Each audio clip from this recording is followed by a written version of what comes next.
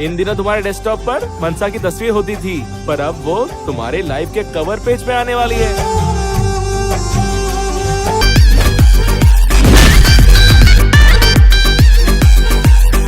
पागल हो गया है तू? तुमने क्यों मारा उन्हें? मैंने ये शादी रोकने के लिए उसे मारा।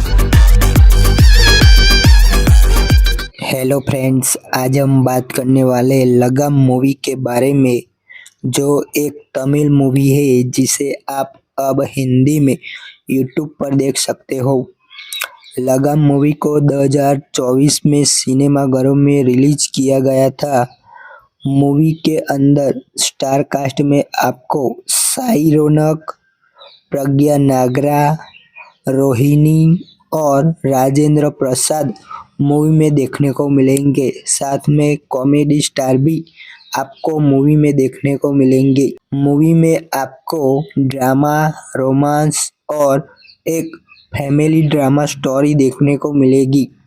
लगाम मूवी को अगर आप लोग देखना चाहते हो तो अमेज़न प्राइम वीडियो पर अवेलेबल है हिंदी में, लेकिन आप इस मूवी को अगर यूट्यूब पर देखना चाहते हो तो Shri Balaji Hindi movies YouTube channel पर देख सकते हो।